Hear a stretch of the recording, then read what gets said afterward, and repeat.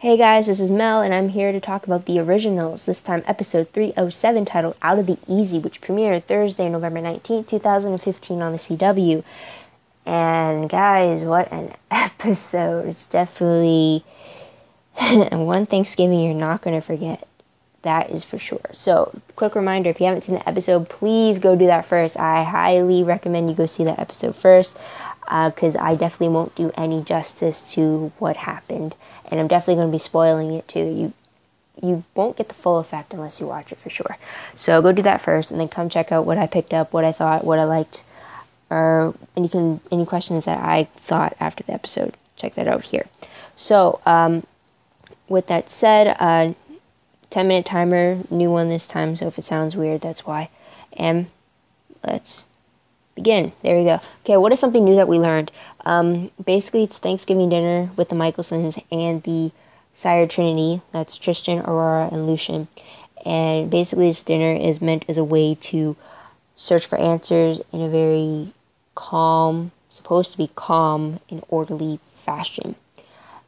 And yeah, it's quite entertaining how things are brought up, or how they move fluidly between conversations, or how they even bring up certain things without ripping each other's throats out. So with that said, Klaus learns at this dinner that Lucien had Camille as his prisoner to find the medallion.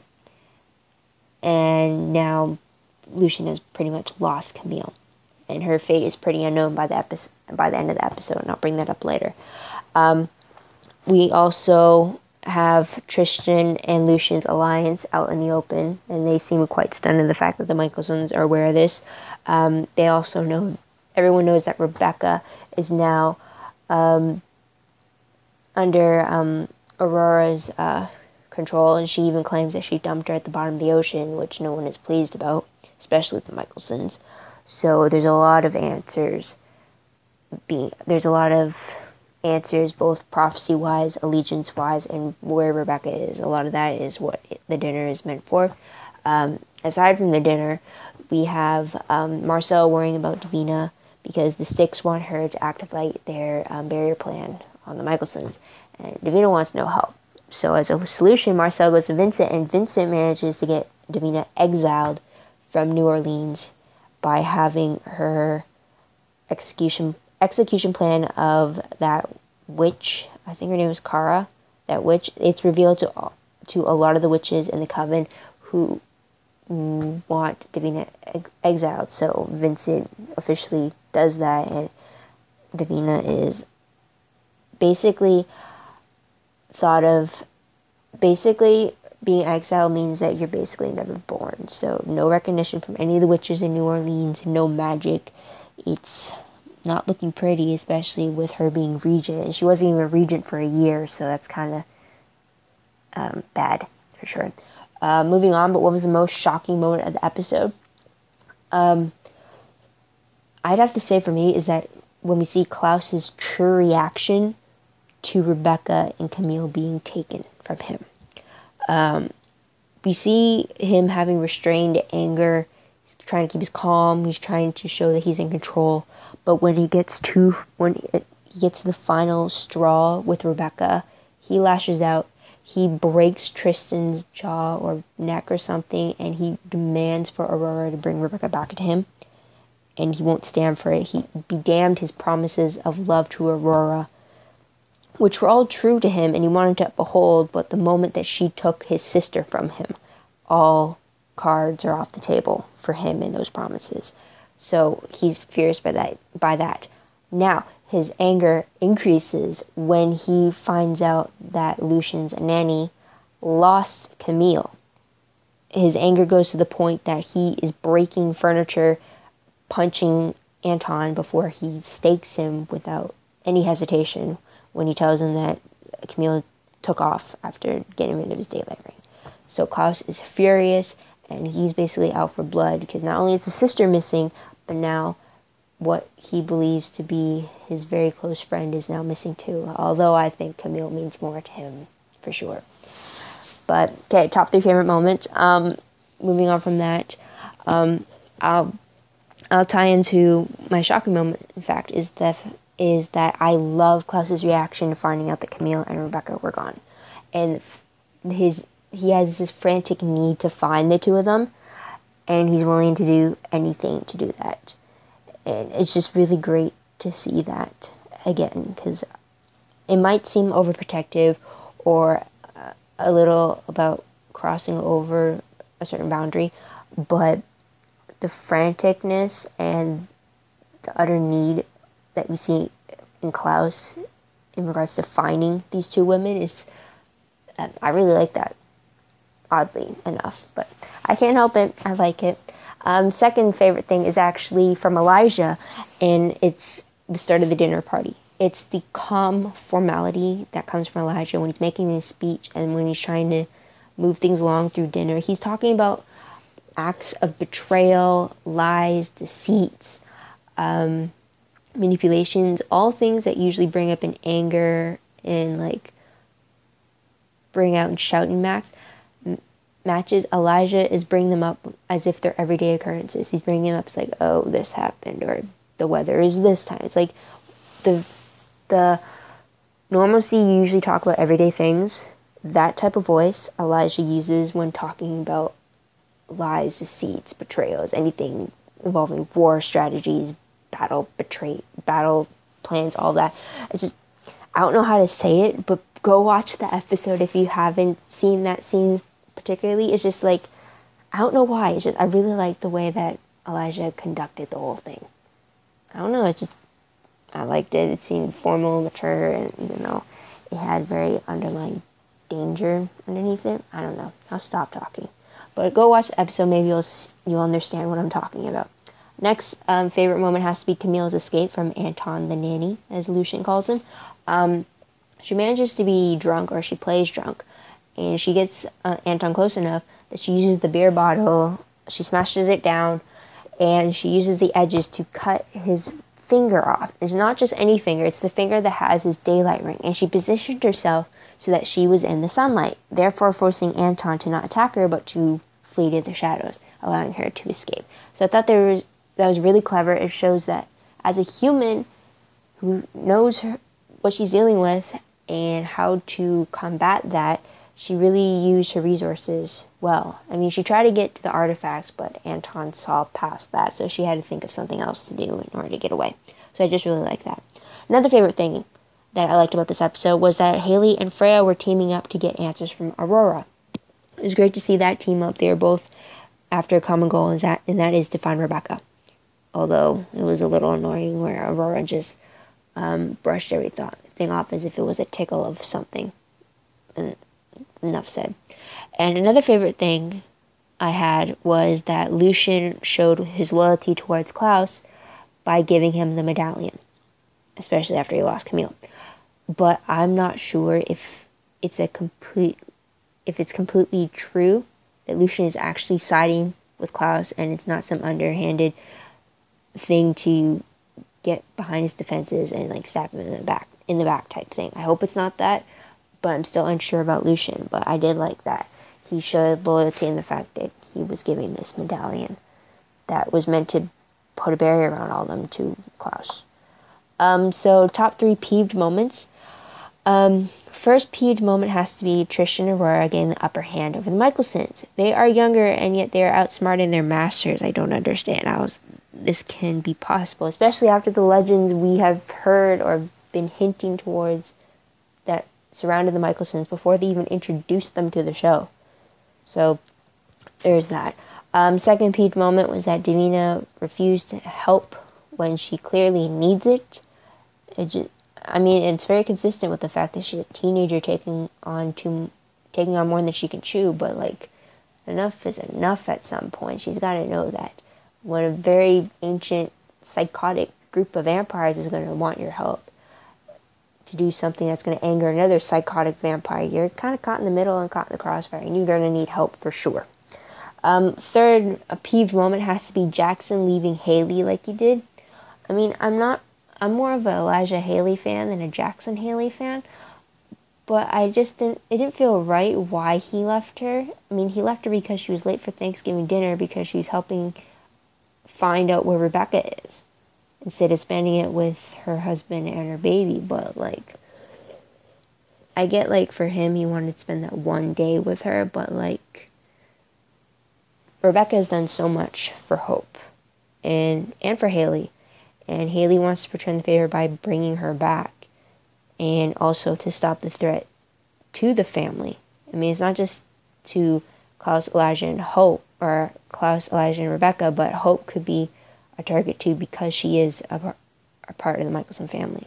So it just seemed unfair that Jackson was just going to leave Haley to go to the Bayou. It's just, he's making her choose between one family and the other when she clearly belongs to both. I mean, that's completely unfair of him to make her do this.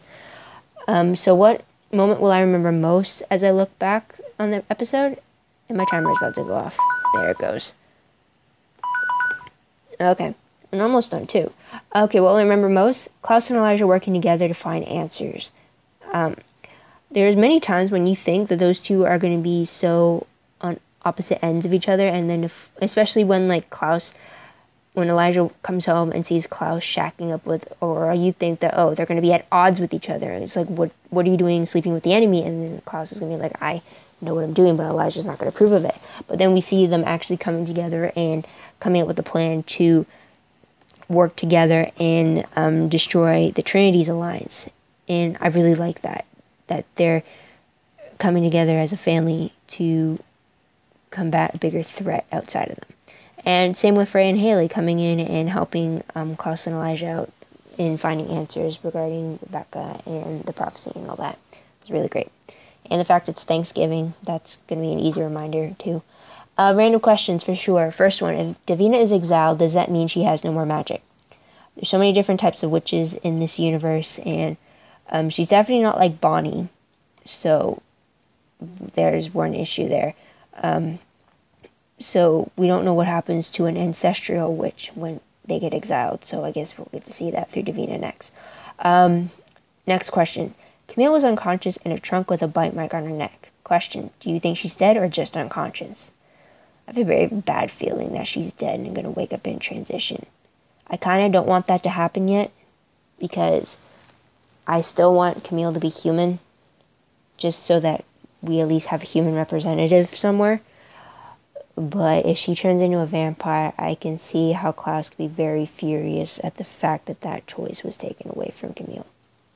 Because since he's always wanted her out of danger and such. So, yeah. Next question.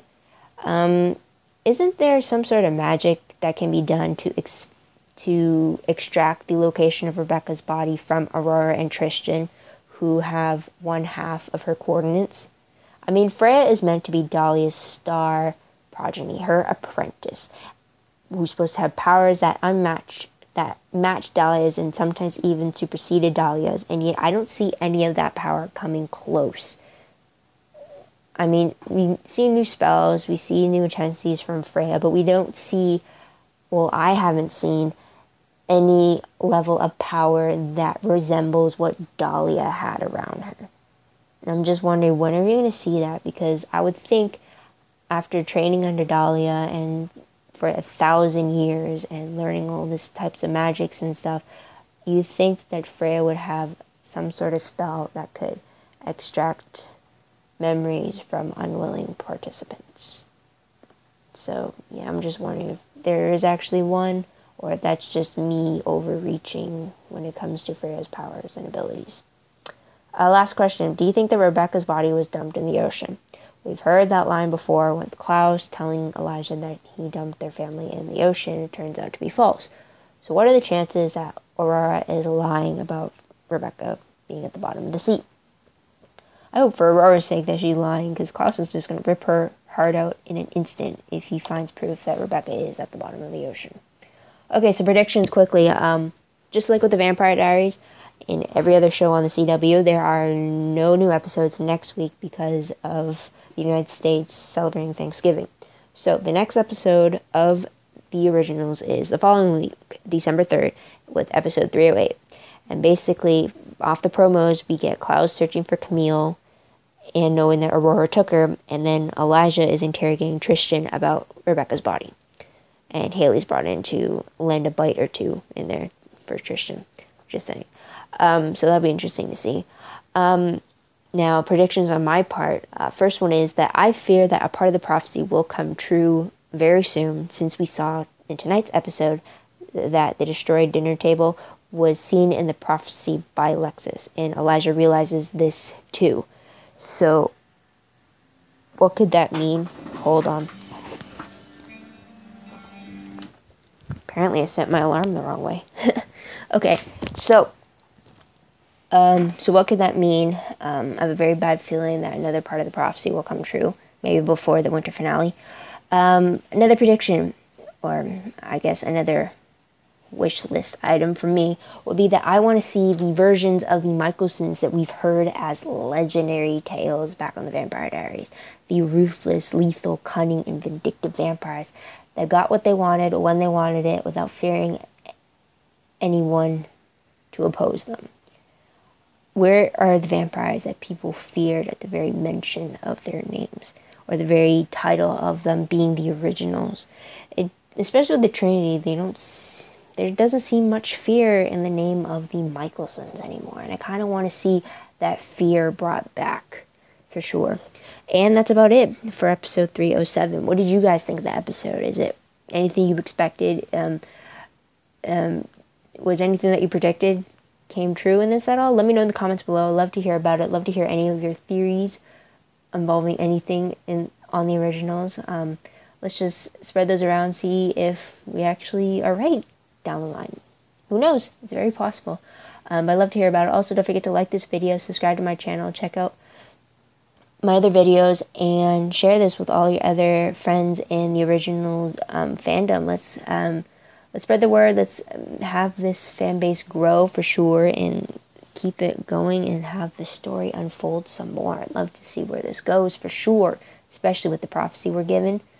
It's either if they fail to avert it, they're dead within the year. So they're dead by the end of the season. Or they somehow defeat the prophecy, but then what happens after that, which would be the next season. So it'd be interesting to see how this all plays out for sure. Also, if you want a more detailed recap of the episode, check out my LiveJournal account. You'll find it there. It's basically a play-by-play of the episode, which I type out while I'm watching it for the first time. So you'll also get my thoughts and opinions and questions in the moment, in the actual part of when it happens. So it's kind of like you're watching the episode with me, if that makes sense. Also, if you want any more news, synopsis, episodes, promos, sneak peeks, casting, any of that, check out my Tumblr page. All of that will be reblogged there. You can find it there by episode, by character, by scenes, by dialogue, by quotes, anything at all. It's pretty organized. It's pretty divided, so just check it out there if you're looking for something specific. Pretty sure you can find it very easily. But Tumblr page, link down below. Don't be afraid to check that out, and to follow my page if you like it. And that's about it. So, happy early Thanksgiving to everyone celebrating next week. If you're not, still be safe wherever you are. Wherever you do, be safe about it. And until 2 weeks from now, talk to you then. This is Mel saying bye for now.